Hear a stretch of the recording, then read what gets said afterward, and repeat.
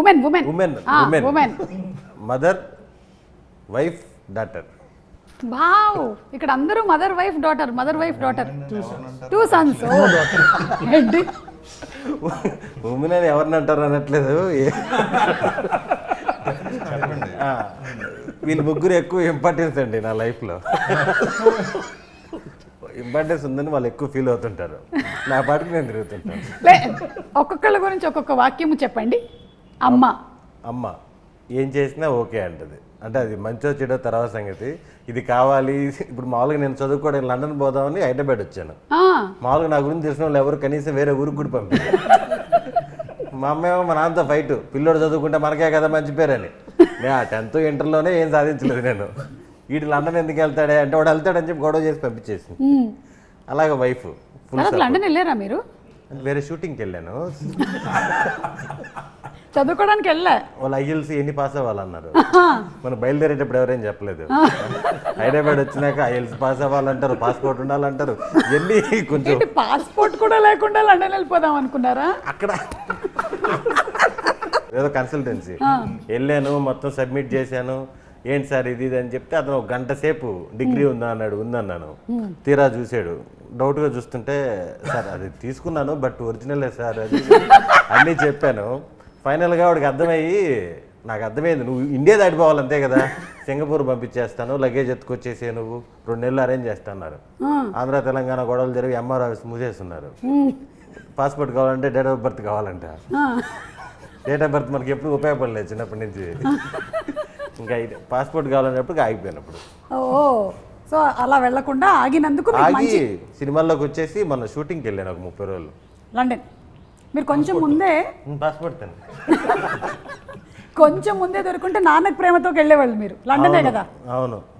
అప్పుడు తెచ్చేసుకున్నా. అదేదో వేరే సిచ్యువేషన్ లో ఆగిపోయాం. ఓకే. మీ సేవ పెట్టాను నేను. మీరే పెట్టారా? నేనే పెట్టాను. నెల్లూరులో ఫస్ట్ బ్రాంచ్ నాదే. మీకు తెలియదా? ఈ నుంచి మీ సేవ.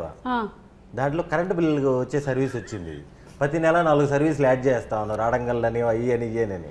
నేను ఒక అమ్మాయిని కూర్చోబెట్టేసి నేను హైర్ స్టడీస్కి హైదరాబాద్ వచ్చేసాను. దేనికి? హైయర్ స్టడీస్కి. ఓకే, హెయిర్ స్టైలిస్ట్ అనుకున్నాను నేను.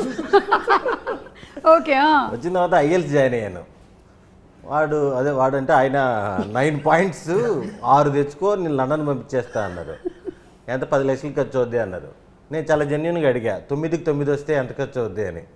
ఒరే నువ్వు 5 తెచ్చుకోరా చాలు అన్నాడు. 10 లక్షలు ఎడితే ఇంట్లో ఏమంటారేమో, 9 అంటే ఎవరి చేతనే రాపిద్దాము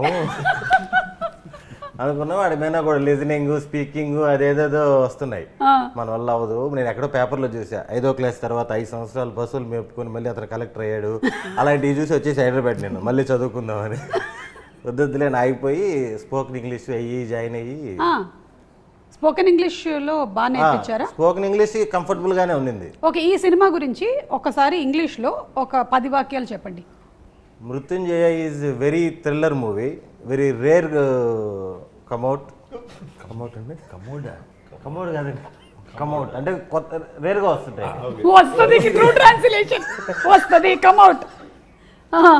very thriller movie, very interesting elements is there. Heroine is not there. Heroine is there. Rebecca is there, no? Rebecca is police officer. Yeah, but she is heroine. No, cinema lo not heroine. Okay. My English very tough. Okay. You tell about hero. Tell about hero. Hero is very sincere guy in profession. Development every time professional wise is developed. Okay, trying. Last question, ఇదంతా తెలిసిన తర్వాత అమ్మ feeling ఏంటి? అమ్మ ఎప్పుడు support.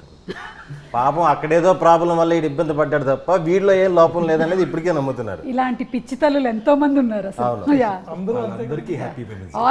Almost మీ mothers అందరూ కూడా ఇంతే. అసలు ఫాదర్స్ నెత్తినోరు కొట్టుకొని నాకు తెలుసు ఇది నా డిఎన్ఏ అని కొట్టుకుంటూ ఉంటారు. నేను ఏమాత్రం ఎక్కడ నన్ను ఎవడు పాస్ చేస్తున్నా నాకు మంచి జీవితాన్ని కోల్పోయేవాడిని.